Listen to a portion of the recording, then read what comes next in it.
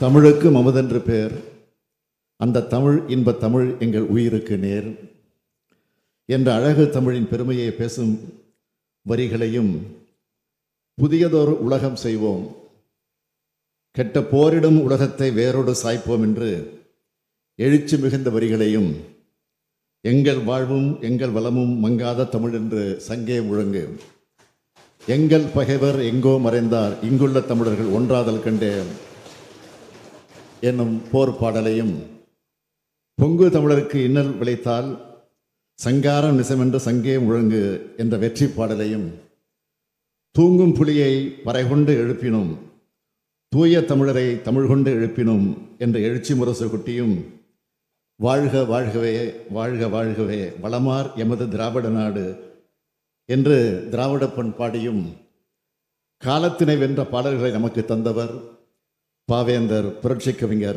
பாரதிதாசன் அவர்கள். தமிழை வளர்த்தல் ஒன்று, சாதியை ஒழித்தல் மற்றொன்று என்று கொள்கை பாதை வகுத்து தந்தவர் புரட்சி கவிஞர் அவர்கள். மொழி உணர்ச்சி, மொழி மானம், மொழி குறித்த பெருமிதம் ஆகியவற்றின் மொத்த வடிவம்தான் புரட்சி கவிஞர். 1929ஆம் ஆண்டே பெரியாரின் சுயமரியாதை இயக்கத்தின் எழுச்சிக்கு அடித்தளம் அமைத்தவை பாவேந்தரின் பாடல்கள்தான். அத்தகைய பாவேந்தரை தமிழ்நாட்டின் வால் மிட்மன் என்று புகழ்ந்து பேசினார் பேரறிஞர் அண்ணா அவர்கள். முத்தமிழறிஞர் தலைவர் கலைஞர் அவர்கள் எங்கே எப்பொழுது பேசினாலும் அதிலே புரட்சி கவிஞரின் பொன்வரிகள் ஒலித்து கொண்டே இருக்கும்.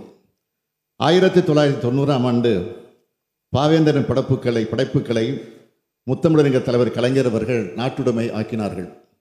இன விடுதலை, மொழி விடுதலை, சமூக விடுதலை, பெண் விடுதலை, பழமைவாதம் ஒழிப்பு என்று பாவேந்தர் தன் எழுத்துக்களை திராவிட இனத்திற்கு கொள்கை பட்டயமாக உருவாக்கி தந்தவர். இன்றும் தனது எழுத்து வரிகளால் அவர் வாழ்ந்து கொண்டிருக்கிறார். அவரது வரிகளை மேற்கோள் காட்டி பேசாத பேச்சாளர்கள் இல்லை, அவரது வரிகளை எடுத்தாளாத எழுத்தாளர் இல்லை, அவரால் உணர்ச்சி பெறாத தமிழர் இல்லை என்று சொல்லத்தக்க வகையில் தமிழர்தம் உணர்விலும் குருதியிலும் கலந்தவர் புரட்சி கவிஞர் அவர்கள். அவரை எந்நாளும் தமிழினம் வணங்கி போற்றும் பாவேந்தரின் கவிதைகளால் இனிய இசைநயம் உண்டு. அவை உணர்த்தும் கருத்துக்களில் உணர்ச்சி புயல் வீசும். எளிமையான சொற்களின் மூலமாக வலிமையான கருத்துக்களை சொன்னார். எளிய சொற்களை அவருடைய கவிதையில் அமையும் போது நிகரற்ற வேகம் கொண்டு நிற்கும் ஆற்றல் கூறிய கருவிகளாகிவிடும். எனவேதான் அவரது கருத்துக்கள் கவிதைகளாக மட்டுமில்லாமல் கருத்து கருவிகளாக இன்றும் இருக்கின்றன. புரட்சி கவிஞர் பாரதிதாசன் தனது வாழ்நாளில் பல இளையவர்களை கவிஞர்களாகி கண்டறிந்து ஊக்கப்படுத்தி தமிழுக்கு அறிமுகம் செய்து வைத்தார். 100க்கும் மேற்பட்ட கவிஞர்களை பாரதிதாசன் பரம்பரை என்று அழைத்து மகிழ்கின்றோம். இத்தகைய பாரதிதாசன் பரம்பரை கவிஞர்கள் தமிழை உயர்த்திய உயரம் அதிகம்.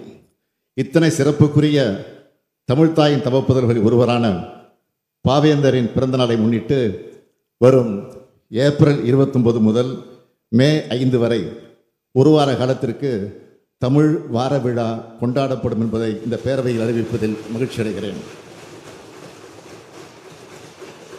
இந்த ஒரு வார காலத்தில் தமிழ்நாடு முழுவதும் தமிழ் மொழியையும் பாவேந்தர் பாரதிதாசன் அவர்களின் பங்களிப்பையும் கொண்டாடும் வகையில் பல்வேறு நிகழ்ச்சிகள் நடைபெறும்.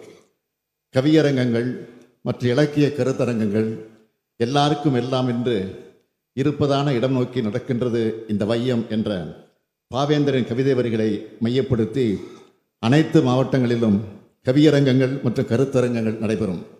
சிறந்த தமிழறிஞர்கள் மற்றும் இளங்கவிஞர்கள் இதில் பங்கேற்பார்கள்.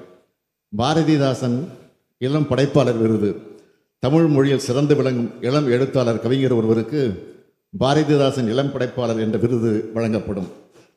தமிழ் இலக்கியம் போற்றுவோம் புகழ்பெற்ற தமிழ் இலக்கிய படைப்பாளிகளின் படைப்புகளை அடிப்படையாக கொண்டு ஆய்வரங்கங்கள் நடத்தப்படும்.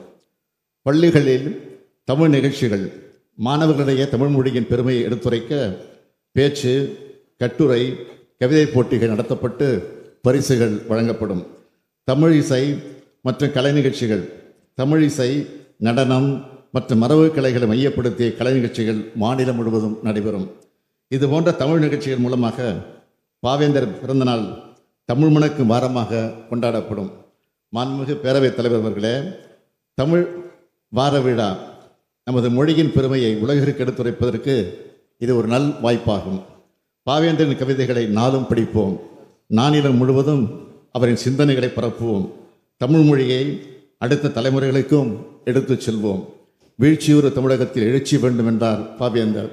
அத்தகைய எழுச்சியை இந்த விழாக்கள் மூலம் உருவாக்க வேண்டும். கடல் போல செந்தமிழை பரப்ப வேண்டும் என்றார் பாவேந்தர். செந்தமிழை பரப்ப இந்த விழாக்கள் பயன்படும். வையம் ஆண்ட வண்டமிழ் மரபே, உன் கையிருப்பை காட்ட எழுந்திரு என்றார் பாவேந்தர். தமிழகம் அறிவை செல்வத்தை காட்ட இந்த விழாக்கள் பயன்படும். தமிழை இழகந்தவனை என் தாய் தடுத்தாலும் விடேன் என்றார் பாவேந்தர். அந்த தமிழ் உணர்ச்சியை மங்காமல் குறையாமல் இந்த அரசு காத்திடும்.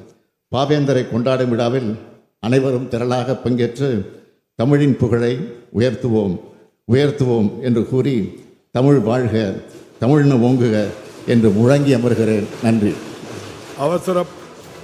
அவசர பொது முக்கிய